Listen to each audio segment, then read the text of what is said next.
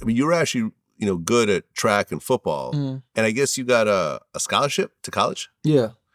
But you said something interesting in this one interview, which Mhm. kind of hit close to home. You said, I remember going to college on a track and field scholarship, and I wasn't into it. I was just good at it. I didn't feel like I could be the best track and field athlete or the fastest NFL player. Mhm. And that kind of hit close to me because I remember, I spent years making beats. Mhm. And I remember one day I'm like, I'm never going to be Dr. Dre.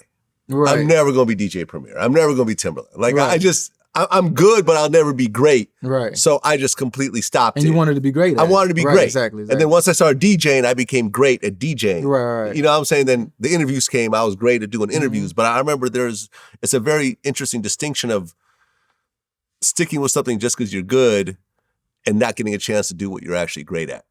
Right. Which I think was Right. what you went through Mhm. in a way, Yeah, right? Yeah.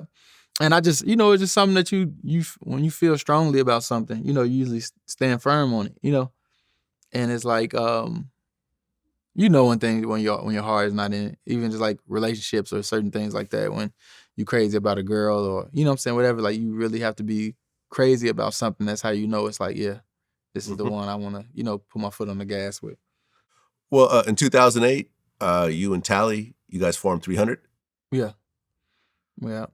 Okay, and what I'm trying to figure out, so in 2008, you guys, you had already released a mixtape, like right around that time? I released a couple mixtapes by then. Yeah. Okay. But then you fast forward to 2014, 6 years later, that's when you put out Cursed with a Blessing. Yeah. And what was happening in those 6 years in between? Man, everything, huh? Man, yeah, it's a lot of things, man.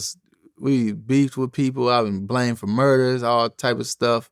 I dropped out of school, still hustling. I had a son, 2008.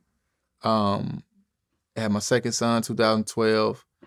2013 was like the worst year of my life. Why is that? I was facing like 9 years in jail.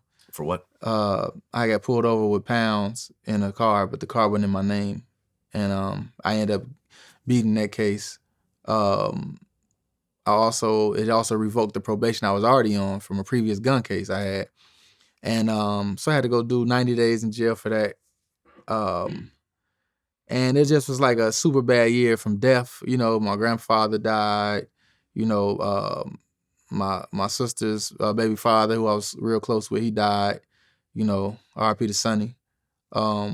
I speak about him on my song, Know My Pain. My niece, they had a child together. That's my niece. I'm real close with her. So it just was a big year full of bad things. You know what I'm saying? And even financially, like I was so hot that I couldn't hustle or move around. It just was like I got to sit my ass still. I go to the gas station, I look, it's a car that's Fed's license plates on. You know what I'm saying? I was like, I get the fuck out of here. I can't really move around. You know what I'm saying, at all. So I just had to, be still and, work with the bare minimum. You know what I'm saying?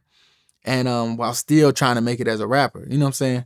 And that was hard because it costs to really, shoot videos and, studio time, all that type of stuff. And your image too, you know what I'm saying? Things that you got on and stuff like that.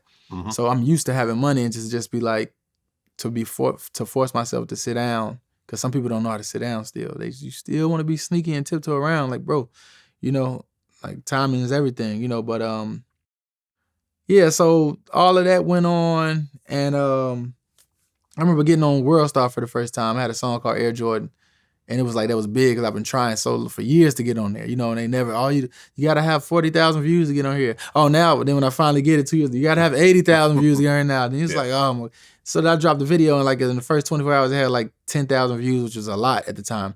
And then somebody was like, man, World Star got your video. And I'm like, shit, I'm finna go do 45 days in jail. You know what I'm saying? So it's like, that was good news for me in jail. You know what I'm saying? But, I got out and I had made Holy Ghost while I was in jail in 2013. I'm like, man, I can't wait to rap this and shoot this. And I didn't shoot that until like the summer of 2014 after Chirac had dropped and stuff like that. But yeah, Chirac is the one that blew me up. And the fact that I kind of really went through, when I made Chirac, I was in another space that I never been in making any other song. And it was just like rage and frustration, all based off of 2013 and how hard I've been grinding, and I can't get a deal, I can't get, but it's just things not paying off. And it was like, I'm seeing this Chicago drill stuff blow up where people like aren't lyrical. You know what I'm saying? Like, this isn't lyrical music and people are eating this up, So I'm like, maybe if I just dumb my music down and every little 4th or 6th line, I hit them with a mind-blowing metaphor, you know what I'm saying? It'll still keep me ahead of them and make me different, you know what I'm saying? So I started doing that, and I started making some little moves and some little waves. But then when I decided like I'm going back to myself, but where I don't mind back to back bars, where it's like making me untouchable, like things that other rappers can't do. It's like, that's why I said in the beginning of Chirac, like, I'm done holding back. Like, I was just super frustrated and just full of rage, and I did that, and it changed my life forever. Right, because in 2012, that's when Chief Keef blew up. Yeah. And that set off a whole... That brought all eyes on Chicago. Yeah, I mean, it set off a chain of events. It's like, what else y'all got? Who else y'all got? To this day, Yep. it's still a hip-hop hotspot, because really, before Chief Keef, Chicago had like a drought in terms of hot rappers. Exactly. Not to Especially say that for the youth, because it was like right. Kanye, You got Twister, who was older by that time. Exactly. Or